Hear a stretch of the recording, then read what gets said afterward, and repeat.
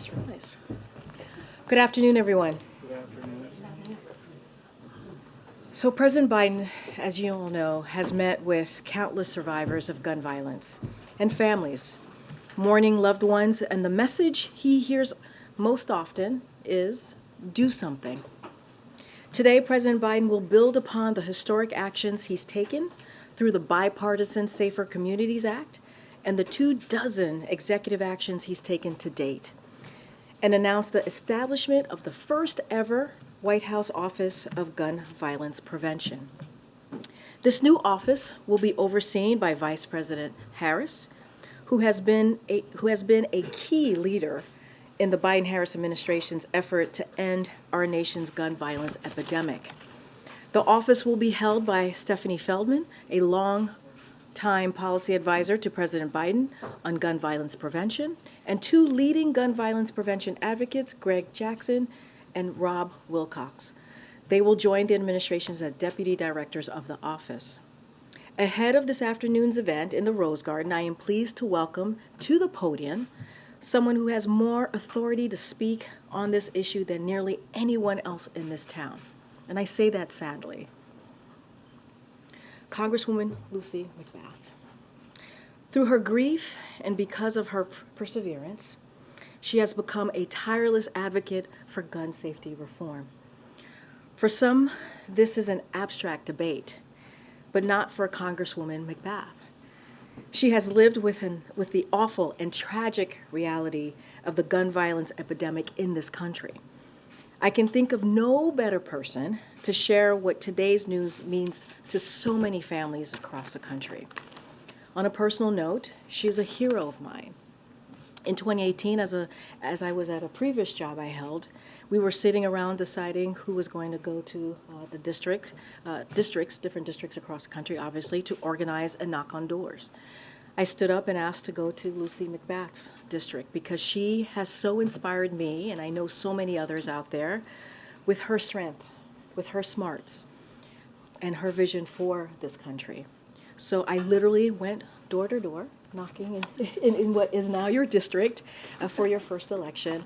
And it is a really, truly an honor to have you here today on this important historic moment here at the White House. The podium is yours. Congresswoman. Thank you. Well, thank you so much, Karine. And while I serve as a member of Congress today, I am speaking to you first and foremost as a mother. Just over a decade ago, I was living like any other mom in the Georgia suburbs, and I dedicated my entire life to raising my son, Jordan. Then, on November 23rd, 2012, within the course of 3.5 minutes, a man drove up next to my son and his friends as they were parked in their car at a convenience store gas station, firing 10 rounds into the car and killing my only son. In an instant, I was robbed of every dream that a mother holds for her child. I would never send Jordan off to college. I would never see him attend his high school events. He would never graduate from high school. I would never see him get married. Nobody wants to experience what I have. But my story is becoming far too common in the United States of America.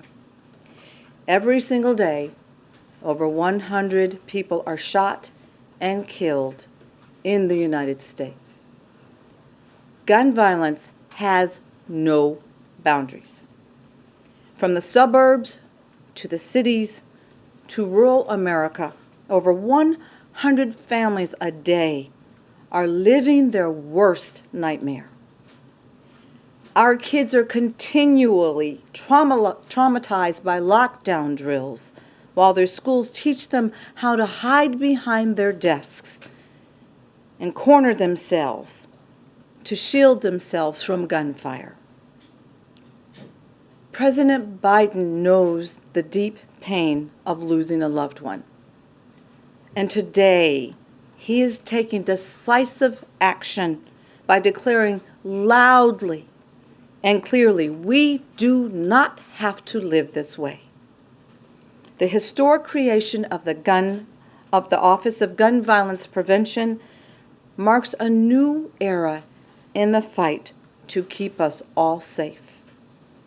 The office will increase coordination between states and ensure proper implementation of the gun safety legislation that we have already passed in Congress. President Biden's actions today truly will save lives. Thank you.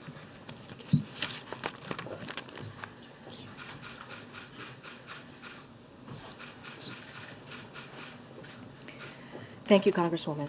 Thank you.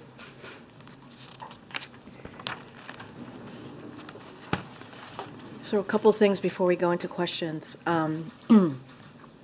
Today, extreme Republicans are voting in a House committee on 4 destructive appropriation bills as they continue to march toward a shutdown that would hurt our economy and threaten our safety. House Republicans failed multiple times this week to do their basic duty, keep the government running. Instead, they were pushed to the extremes with increasingly severe cuts to programs Americans rely on, which have no hope of passing the Senate. And having accomplished nothing this week, they have all decided to go home. That's not delivering for the American people. It's chaos. It's failing. It's actually failing the American people. Now, you don't have to take my words for it. As you know, we like to take it straight from the horse's mouth, if you will, and do quotes here. So, House Republicans have said it. They've said it themselves. Representative Frank Lucas said there are, quote, folks who want to use this as an opportunity to blow the place up. Representative Jerry Carl said, quote, I truly think that they want it shut down, end quote. Representative Matt Gaetz said, we will have a government shutdown. We cannot blame Joe Biden. We cannot blame House Democrats, end quote. That's because House Republicans are to blame, and we've seen that week after week after week. So now the question for House Republicans is very simple. Do they continue to pursue increasingly extreme bills that would hurt their constituents by slashing education, slashing health care, Meals on Wheels, and much more, all while barreling toward a needless shutdown that would threaten nutrition assistance for nearly 7 million mothers and children? Is that what they want? That's a question for them. They have to answer this. Or do they keep their promise and abide by the bipartisan agreement? Two-thirds of House Republicans voted for this bipartisan agreement just 4 months ago, back in May. It's not complicated here. It's truly not complicated because a deal is a deal.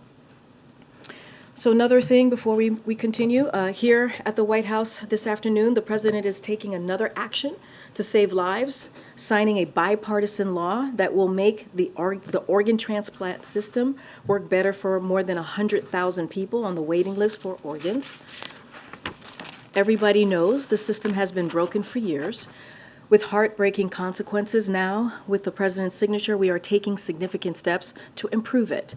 The law will break up the current monopoly system, harnessing competition to allow HHS to contract with the best entities to provide a more efficient system for the people it serves. The law will also eliminate the funding cap to allow additional resources to modernize the system, which is a critical lifeline for thousands of Americans.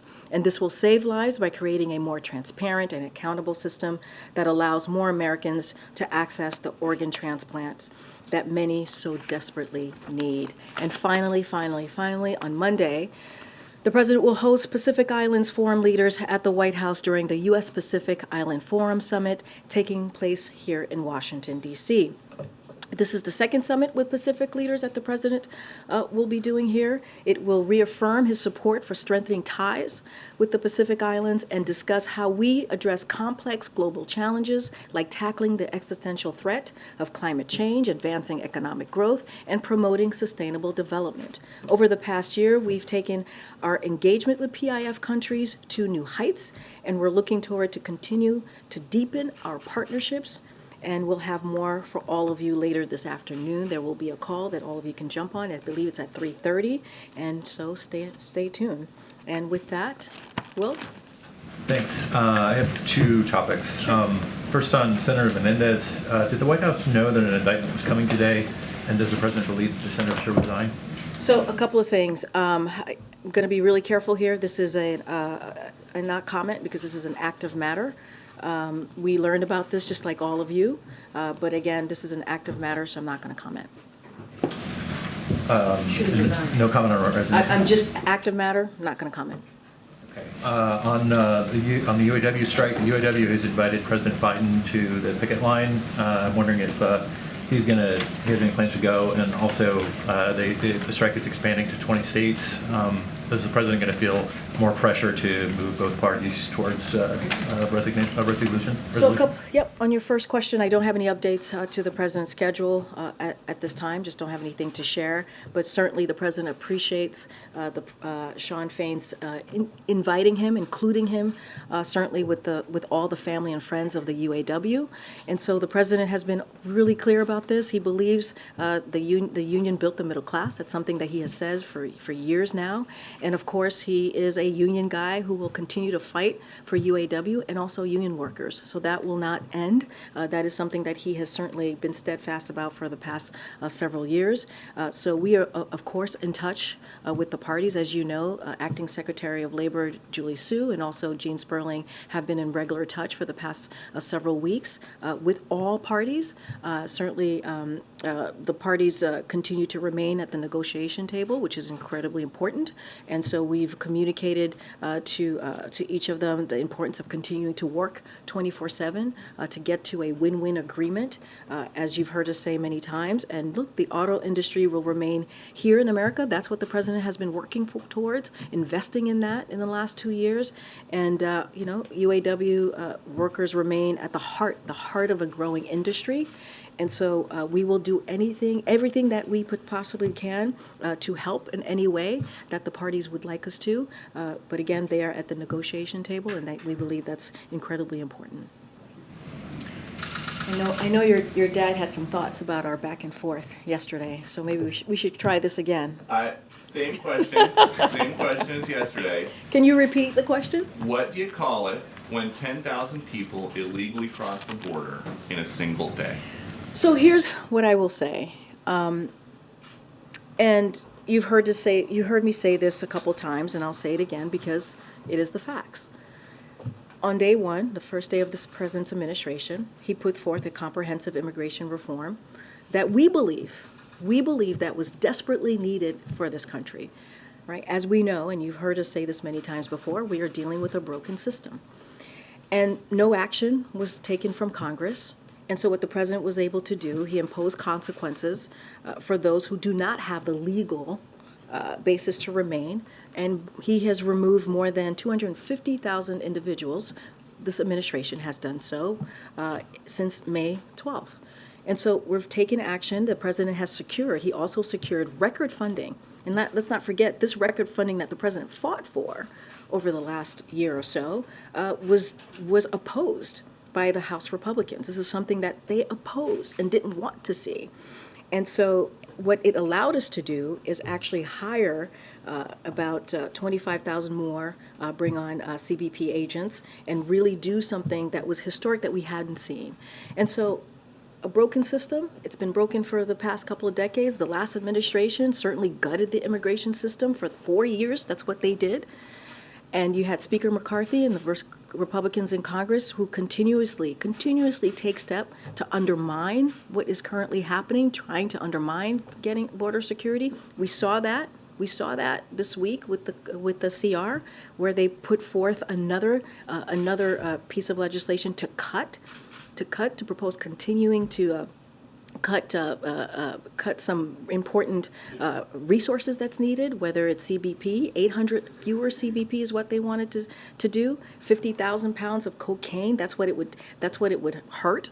Right, in trying to prevent that from coming in, right? When you think about more than 300 pounds of fentanyl, when you think about more than 700 pounds of heroin, more than 6,000 pounds of methamphetamine to enter the country, that's what they were trying to prevent from the work that we're trying to do, prevent from coming into the country. So we would love to do this in a bipartisan way, but we're not seeing that. What we're seeing from House Republicans is wanting to defund, DHS. But when you spoke last month, Yeah. and you said, we are stopping the flow at the border, is 10,000 migrants in a single day stopping the flow? What I will say is, I just mentioned 250 individuals have been stopped who do not have the legal pathway from coming in. That has been since May 12th.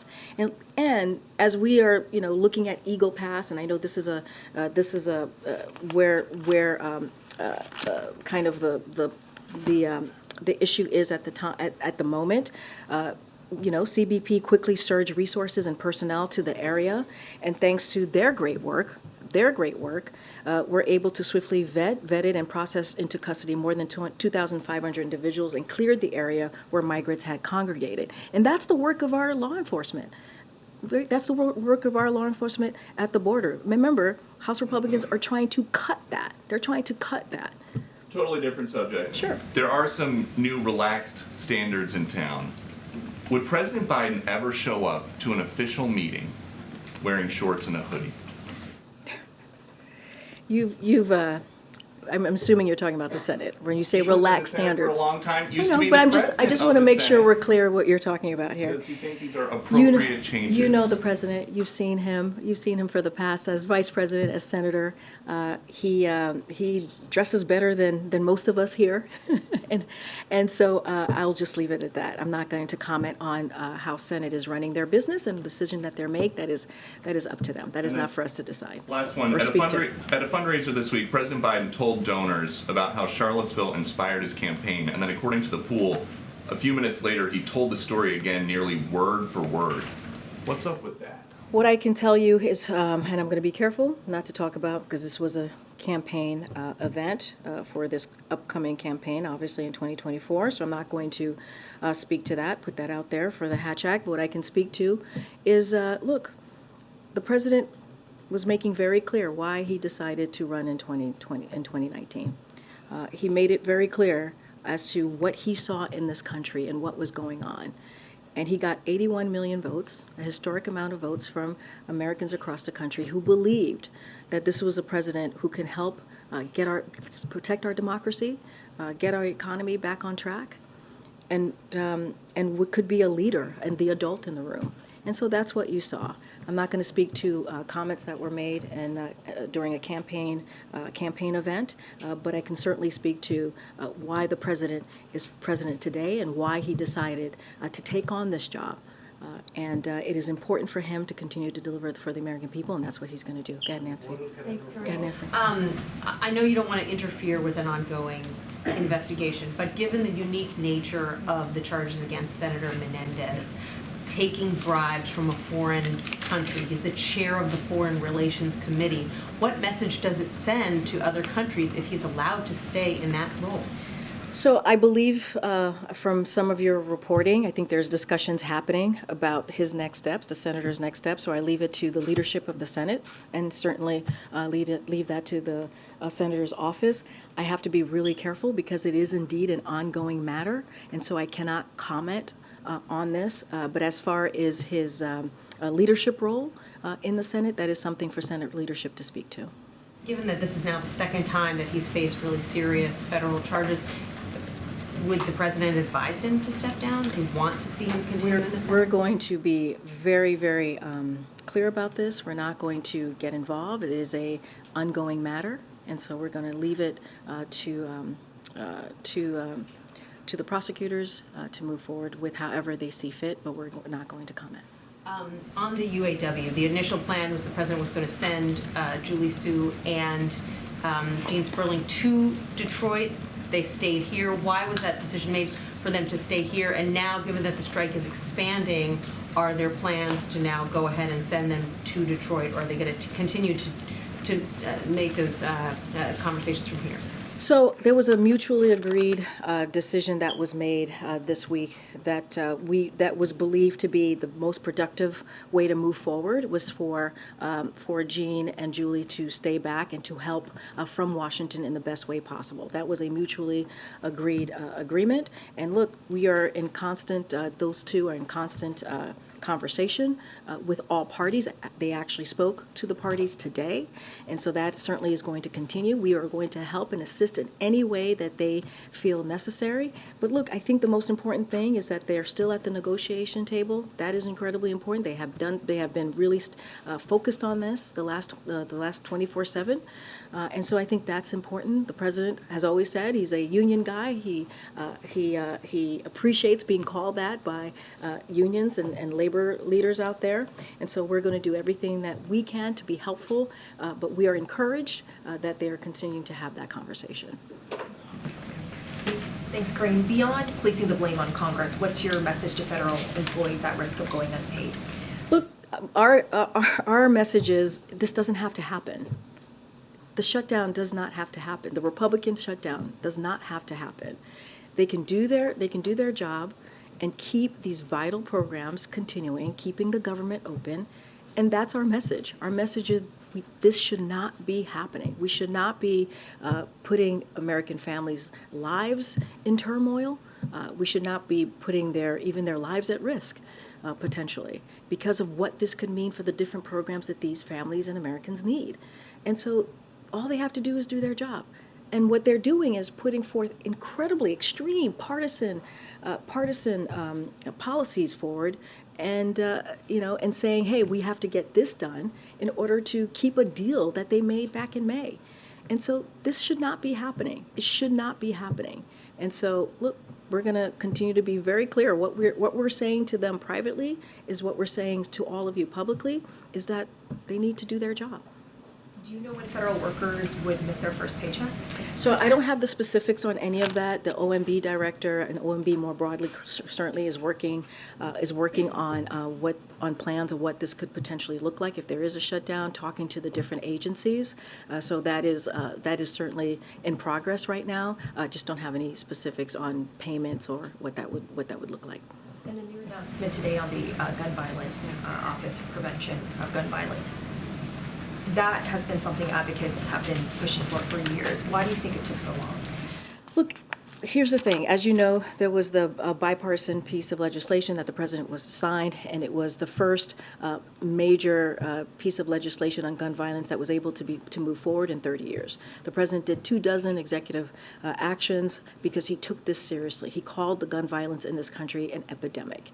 And so I said this yesterday, and I've said this many times. You've heard this from the president. There are people who are sitting at their kitchen table every night who is missing a loved one because of this violence. Because you can't go to your congregation, you can't go to your grocery store and not worry about potentially getting shut down. You have kids who are going to school, who are, you heard directly from the congresswoman, what they have to go through now because of this gun violence epidemic. So right now is the right moment to establish this office. We want to accelerate what the president is put forward in his 24 executive action. We want to accelerate the law that he was able to sign into law. The legislation was able to sign into law to continue to get the work done. And so this was the right time to do that. But let's not forget the work that the president has done the last 2 years to get us to where we are. But more work needs to be done. He's not going to stop calling on Congress to continue to do the work that they need to do to protect our families from gun violence. But this is an opportunity to accelerate what the president has been able to do to protect communities, to really deal with gun violence, and that's what the importance of this office is. Thanks, Karine. Did President Biden and other Five Eyes leaders raise their concerns about Canada's allegations of Indian involvement in the murder of a Canadian citizen at the recent G20 meeting? So I know that National Security Advisor spoke to this yesterday, and I know there's been some new reporting. I don't have anything to certainly, and this is something that Jake said himself. He was not going to comment about private diplomatic conversations. I'm not going to do that either. Just following what the National Security Advisor said, and so. Just not going to comment on that. Obviously, we are deeply concerned, as he said as well, and so what the Prime Minister has referenced here, the Prime Minister of Canada, and so we remain in regular contact with the Canadian government and the Canadian partners. But of course, I'm just not going to comment on diplomatic conversations from here. Jake did also say that the issue was being raised at the highest levels with the Indian government. Can you tell us if that's if you're staying in regular contact with them about this as well? So we have engaged, as Jake said, our National Security Advisor, with the Indian government, but certainly we're not going to get into our private diplomatic conversations, as he said as well. But yes, there has been conversations with our partners in the Indian government, as Jake stated yesterday. In another realm of diplomatic conversations, can you say whether or not President Biden promised President Zelensky yesterday that the U.S. would provide the weapons known as ATACMS? So again, with this, I'm just not going to confirm the reportings that are out there. Look, and Jake said this as well when he was here. The president has long said in the past that ATACMS are not off the table, but I just don't have anything new to announce. But look, I will say this more broadly is that what we saw yesterday, this bilat between the two leaders, between President Zelensky and President Biden, was really important. It sent a strong signal to the world that we will continue to support Ukraine. And let's not forget, we also announced a significant weapons package yesterday to continue to show that support that we have to Ukraine. To support their counter-offensive and strengthen their air defenses against Russian attacks, which is our fourth package, as you know. So we're going to continue to show our support for Ukraine with these security assistance, and so that is our commitment. We will be there as long as it takes. I just cannot confirm those reports. Back on the auto workers strike, there's been some behind-the-scenes talk about a loan or grant program to help the auto suppliers. Is there any movement on that? And if a program would happen, could that be potentially affected by a government shutdown? So look, there's negotiations happening right now. I'm not going to get into the details of the negotiations at this time. I'm going to let them we're going to give them the space. I'll let them have the conversations. We are encouraged that they continue to be at the table. I'm just not going to go point to point on what's being discussed or what's being put forward. Is there any discussion to the administration about helping the suppliers as this strike continues? Don't have anything to share at this time from how we're going to potentially move forward. What we are encouraged of is that they are continuing to stay at the table, and that's what we want to see. And so I'm not going to get into hypotheticals at this point. Go ahead, Karen. Thanks, Karine. A possible government shutdown would coincide with the restart date for federal student loan payments that starts on October 1st. Is there any consideration right now to pushing that date back if there were a shutdown? It's a really good question. We are right now, OMB is having those discussions with agencies at the moment to see how to move forward if there is a potential shutdown. Don't have the specifics of what the different programs, like the student loan program that the different parts of it that we've announced is going to look like, because those conversations are just now happening. Can you say from the White House how worried you would be if there were Education Department employees furloughed, who would obviously be a part of this, but if there was a shutdown and those employees weren't there, how concerned would you be that this would not go smoothly then, starting on October 1st? So look, as you know, the student debt relief program the president put forth is incredibly important to him, right? It is something that he believed, the reason he put it out there was to make sure that we give Americans a little bit breathing room, especially coming out of the pandemic. And so it was clearly part of his economic policy to make sure that we don't leave anybody behind, especially, again, as we're coming out of this pandemic. Don't want to get too far into the weeds into this, because again, these conversations are just now starting that OMB is having, so don't want to get ahead of that, but certainly we're looking into it, we're planning accordingly. Yes, Karine, also on the shutdown, you mentioned yesterday that potentially food safety would be under threat in the shutdown. I understand that in previous years, USDA has considered those sorts of inspections as essential. Is there something else that you think will change that would make it non-essential? So those conversations are happening as to what the effects might be, right, to those certain programs and how these agencies are going to move forward. I don't have anything more to share. Certainly, I laid out what the impacts would be for a shutdown, because it's important for the American people to know what this means with this Republican shutdown that they're certainly seeming to barrel forward with, but just don't have any specifics on that. Again, OMB is having these conversations with agencies, and so to look to see, to try and figure out how this is going to affect Americans across the country. Okay. Yeah, Karine, thanks. Can you expound on what the president is doing and what he will be doing to avoid a government shutdown? I understand you all have been saying that Congress needs to do its job, but surely the president must want to do something to avert this. And is there a possibility that he would at all alter his travel schedule next week? Look, I don't have anything to speak to on the president's travel schedule, but the president did his job. He did. He helped broker a bipartisan agreement back in May to move forward with a budget that, as I mentioned, 2/3 of Republicans voted on. He did his part. So a deal is a deal. This is not something we can fix. The best plan is to not have a shutdown. The best plan is for House Republicans to stop their partisan political play and not do this to hurt Americans across the country. That's the plan. The plan is for them to actually do their job. The president found it so important, right, to make sure that there was a bipartisan budget agreement that he did. He helped broker that. And again, a deal is a deal. And so there should not be a shutdown. There should not be a shutdown. They should keep their promise, not just to the president, but to the American people. And so, this is for them to fix. This is something that House Republicans have to fix. And then I'll go back. A couple of things I'd like to follow up on. First of all, when you referenced the signing of the organ donation, if we had coverage of the signing of the organ donation, that would certainly expand attention to that important issue. So just as an ongoing request that coverage of bill signings would be. I appreciate that. Yep. Following up on the UAW and so forth, isn't it an acknowledgement that the offer to send Julie Sue and Jean Sperling was a misstep because they have not gone, and you want to give this space? No, I don't think I wouldn't call it a misstep, because I said it was mutually agreed upon that they would stay back as they continue to have their conversation. And when I mean they, meaning the parties who are a part of this negotiation process, obviously the big three and UAW.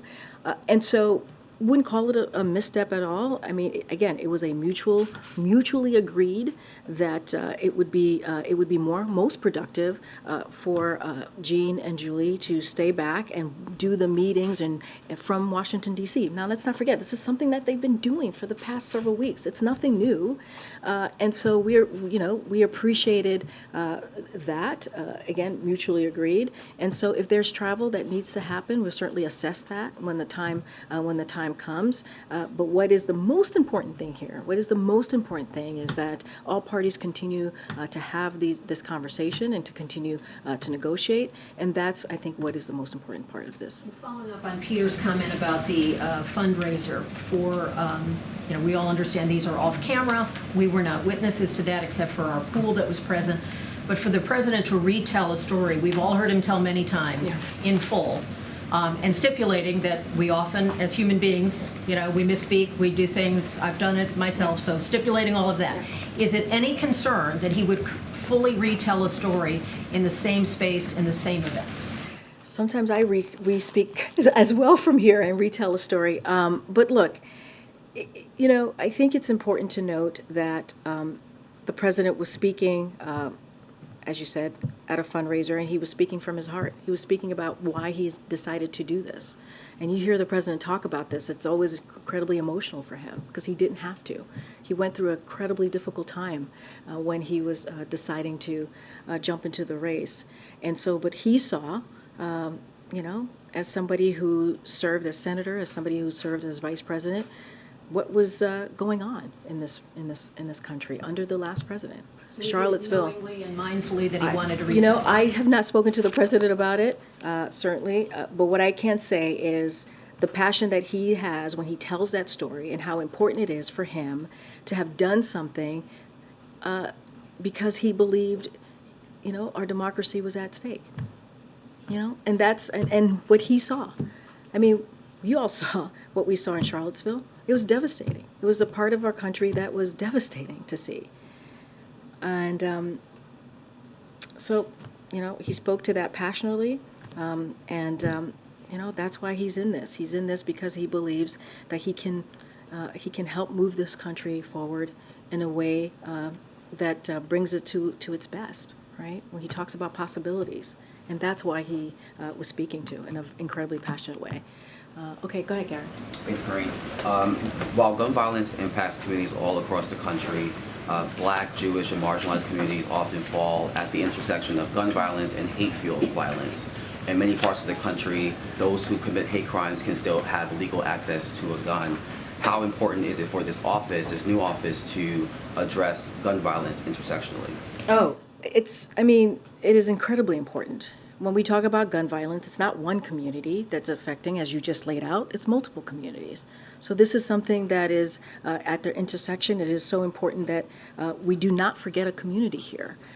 As you know, this is going to be overseen by VP Harris, Vice President Harris, which is going to be incredibly important. We have Steph Feldman, who's going to be the director, and she'll have 2 deputies. We're taking this very seriously, and this is about all communities, as we hear the horrible stories. Right? We hear stories of different brown and Black communities, rural communities, urban communities being affected by gun violence. And enough is enough. Remember what I said at the top of the briefing. The president hears from multiple victims, and the thing that they say to him is do something. And it doesn't matter where he is around the country, who he's comforting during these awful attacks. That's what he hears, because all of these communities are feeling the same thing. They're losing loved ones. And so it's going to be incredibly important to make sure that we don't leave any community behind. This is not a president that does that. This is the president that talks about being inclusive. And so that's what you're going to see from this office. What this office is going to do, as I said moments ago, it's going to accelerate the work that the president has already put forth. The bipartisan law on gun violence. When you think about the 24 executive actions that he's taken, it's going to help accelerate all of those really critical pieces so that we can get to a place where we're not sending our kids being frightened to school because there might be gun violence at their school, or going to a grocery store, right? And so that's the importance of this office, is to really get to work and accelerate the work that we've already been doing. Thanks. On Ukraine, after Zelensky's visit yesterday, Biden said that he was counting on a good adjustment of Congress to keep approving aid for Ukraine. How confident is he that Republicans are going to keep approving additional funding in an election year? So, look, this is something that Jake Sullivan spoke to, our national security advisor spoke to yesterday. As you know, he's been very much involved in having conversations on the Hill with congressional members, both Democrat and Republican, sitting down, talking through the importance of continuing the funding. We have said over and over again how much we appreciate the strong bipartisan support that we've seen for Ukraine in helping them fight in this war as they're fighting for their democracy. So we're going to continue to be confident. We're going to continue to have those conversations, and we believe, and that's what when I said earlier about how important it was for the 2 leaders to have this bilateral engagement yesterday. The message that it sends is that we should that we are going to continue to support Ukraine. So we're confident in that support, that bipartisan support for Ukraine, and so we're just going to continue to have those conversations. So Israel, Netanyahu said today that he believes Israel and Saudi Arabia can achieve a historic peace deal, and that President Biden can clinch the deal. But he also said that we should not give the Palestinians a veto. How confident is the White House that Israel and Saudi Arabia will normalize relations? Is it possible a deal without the Palestinians? Would Biden still like it? I mean, if it doesn't include the Palestinians? So a couple of things, and this is something that Jake Sullivan spoke to when he spoke to normalization. So many of the key elements of a pathway towards normalizations are now on the table, as you just stated, and there is a broad understanding of these elements, which which we're of course not going to discuss publicly. So the specifics require an incredible amount of legwork, discipline, rigor, and all of the stakeholders in this are applying that as we speak. This is coming from Jake yesterday. And that said, we don't have a formal framework here. We don't have the terms ready to be signed. There's certainly lots of work to do, and we're going to work through it. Look, a normalization agreement between Israel and Saudi Arabia will include a serious component dealing with the fundamental issue between Israeli and Palestinian. This is to your question. But I certainly don't want to get ahead of a process. There's a lot of legwork to be done, and don't have a formal framework. And so we're going to work through it, and certainly not going to get into the specifics from here. Thank you, Karine. Just to follow up on the new office on preventing gun violence, I was wondering if there's an international component to the scope of this new office. For example, will it be able to help curb the trafficking of illegal guns to Mexico from bordering U.S. states? So our gun policy has always been comprehensive. And of course, this office is going to continue to talk to and be in regular contact with NSC and Homeland Security team. And so we're going to do everything that we can to combat international trafficking and smuggling as well. And so this is a comprehensive approach, and that we're going to certainly move forward with. Okay, and just really quickly, a quick confirmation, if I may. Our sources say that U.S. and Chinese officials are still working towards a Biden-Xi meeting in San Francisco on the sidelines of APEC in November. Can you confirm that? I don't have anything more to what the president has shared on this. I think most recently may have been Camp David when he was asked this question. I don't have anything to share on a potential meeting or details on that. Surely, if that were to happen, we would certainly share that with all of you. Good, John. Thanks a lot, Karine. Follow up in regards to the gun violence prevention office that the president will announce in a few moments. Why can't the Domestic Policy Council do the same work that this new office is setting up? Can you explain what the Domestic Policy Council does versus what this new office will do, and if there is any overlap between those two offices? So look, this office is going to implement and expand upon the key executive actions, right? It's going to zero in and focus on those key executive actions, get that moving, accelerate that. And also the legislative action. That is what it's going to do. And look, I said it, the president has said it, you're going to hear from him in a few moments, and the vice president. This is an epidemic. Gun violence is an epidemic in our country. And so we need to do everything that we can, and we believe having this office is going to be, continuing to show the president's commitment, but it's going to be incredibly important in pushing what the president has put forward. And that's what you're going to see. And I think having it separate and apart from the DPC shows our commitment, yes, but also shows that we are taking this an extra step, right? An extra step on how seriously we're taking it and how important it's going to be. So this is the president saying he wants to save more lives. This is what we're going to try and do. We're going to continue to see what we can do to save more lives. And then a separate question in regards to President Zelensky's visit to Washington yesterday. He was up on Capitol Hill. He met with members of both parties. From what you've heard, was he able to change any minds, particularly those House Republicans that are opposed to providing any additional aid to Ukraine? So I'll leave that to the House Republicans to speak to. Their meetings with the President Zelensky, as you know, he met with them and shared, certainly his, when he speaks about this, as he's dealing with this, he speaks about it in such a passionate way.